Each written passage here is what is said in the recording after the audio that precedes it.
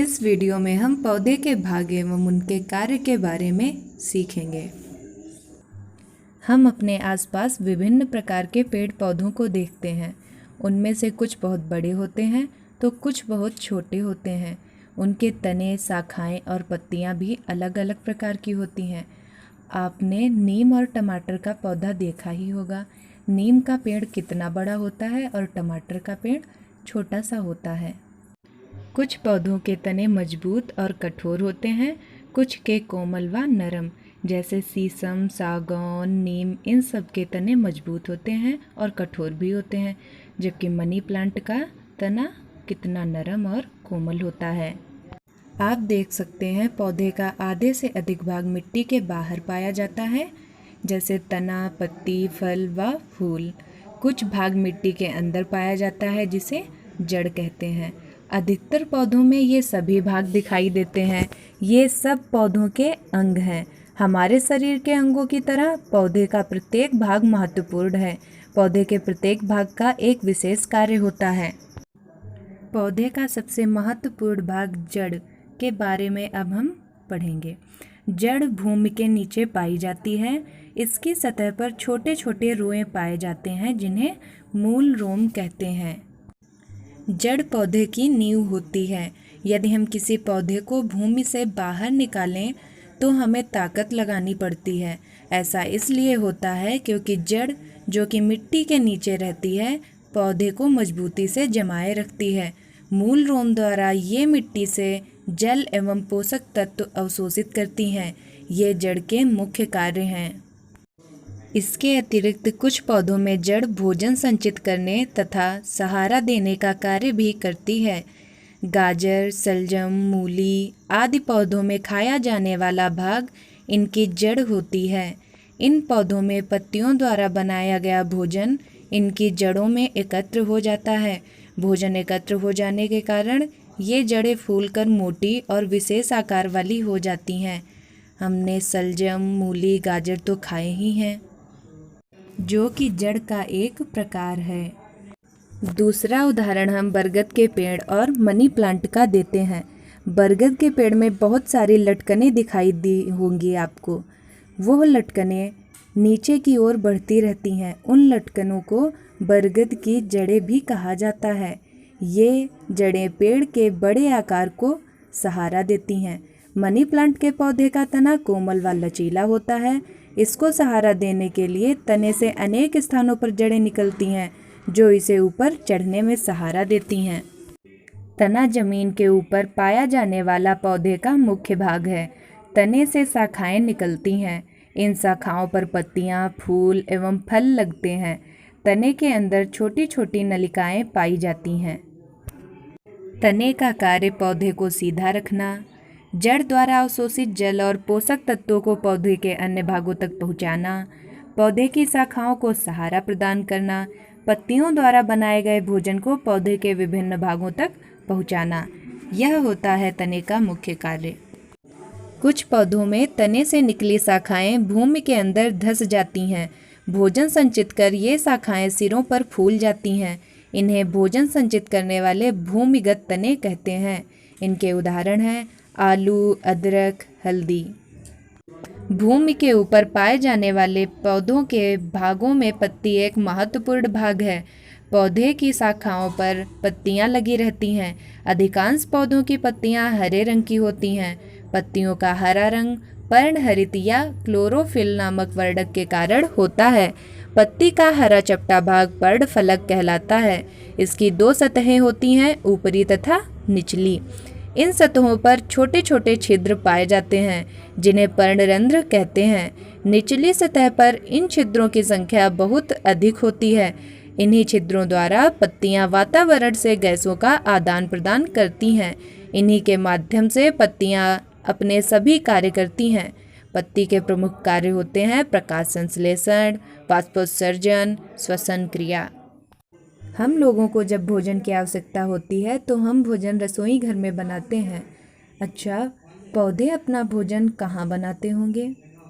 पत्ती को पौधे का रसोई घर कहते हैं। पत्तियाँ सूर्य के प्रकाश की उपस्थिति में जल, क्लोरोफिल और कार्बन डाइऑक्साइड की सहायता से भोजन बनाती हैं।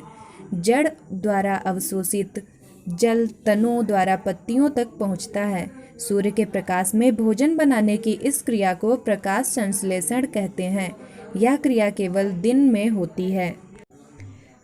हम सांस लेते हैं तो हवा में उपस्थित ऑक्सीजन अंदर लेते हैं और उसके बदले कार्बन डाइऑक्साइड बाहर निकालते हैं, जबकि पौधे प्रकाश संश्लेषण की क्रिया के दौरान ऑक्सीजन गैस बाहर निकालते हैं और कार्बन डाइऑक्साइड गैस को अंदर लेते हैं, जो कि वातावरण को स्वच्छ बनाते हैं।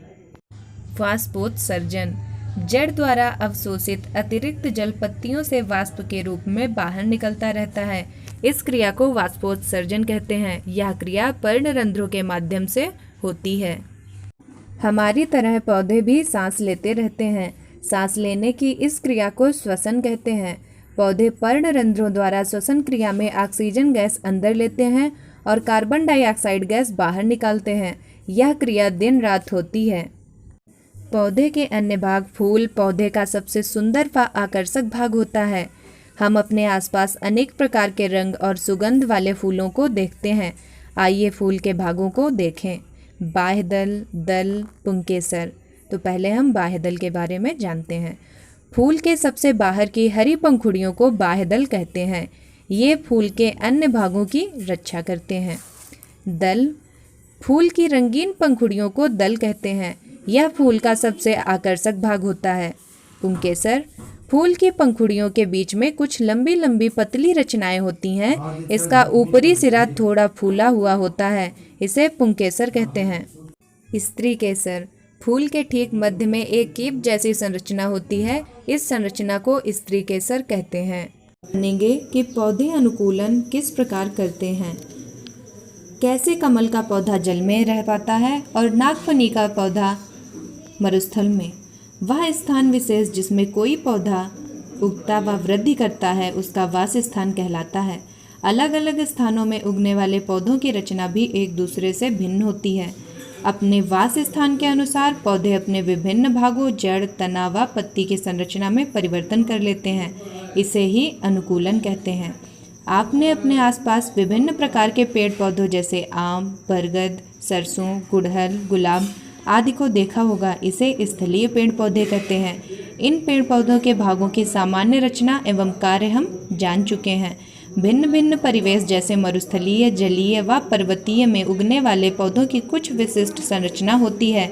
ये विशिष्ट संरचनाएं उन्हें उस परिवेश में रहने के अनुकूल बनाती हैं। जैसे हमें टुंड्रा प्रदेश या टैगा प्रदेश में जीवन यापन करने के लिए भेजा जाए तो हमें अनुकूलन में कठिनाई होगी।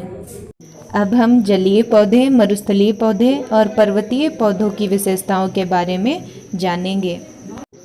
हम जानते हैं कि कमल, कुमुदिनी और जलकुंभी ऐसे पौधे हैं जो तालाब में पाए जाते हैं। इनके तने लंबे, पतले, मुलायम व हल्के होते हैं जिसमें वायु भरी होती है। वायु भरी होने के कारण ये हल्के व मुलायम होते हैं और पानी में तैरते रहते हैं। इनकी पत्तियां हरी और चपटी होती हैं। इनकी सतह मोम जैसी चिकनी होती है जिस कारण इन पर पानी नहीं रुकता और ये सड़ती नहीं हैं। मरुस्थलीय पौधे। मरुस्थलीय स्थानों में पानी की कमी होती है। यहाँ पाए जाने वाले पौधे जैसे नागफनी, सतावर की पत्तियाँ कटीली होती हैं। कटीली पत्तियों से वाष्पोत्सर्जन की क्रिया बहुत कम हो जाती है। इनका तना हरा, चपटा व गूदेदार होता है। चपटा गूदेदार तना भोजन बनाने तथा पानी संचित करने का कार्य करता है। ऐसा करने से पानी की कमी में भी पौधा जीवित रह पाता है। पर्वतीय पौधे। पर्वतीय क्षेत्रों में पाए जाने वाले वृक्ष सदैव हरे भरे रहते हैं। इन्हें सदाबहार वृक्ष कहते हैं, जैसे चीड़, देवदार। इन वृक्षों की आकृति शंक्वाकार होती है। इनकी पत्तियां सुई की तरह नुकीली होती हैं। ऐसी संरचना के कारण पहाड़ों पर गिरने वाली बर्फ इन वृक्षों पर रुक नहीं पाती और पेड़ सदैव हरे भरे रहते हैं। जड़ मिट्टी से जल और पोषक तत्वों को अवशोषित करती है। गाजर, शलजम, मूली आदि जड़ के उदाहरण हैं। तने का प्रमुख कार्य जड़ द्वारा अवशोषित जल और पोषक तत्वों पौधे के अन्य भागों तक पहुंचाना, शाखाओं को सहारा देना, पत्तियों द्वारा बनाए गए भोजन को विभिन्न भागों तक पहुंचाना होता है। नागफनी, सतावर मरुस्थलीय पौधे हैं।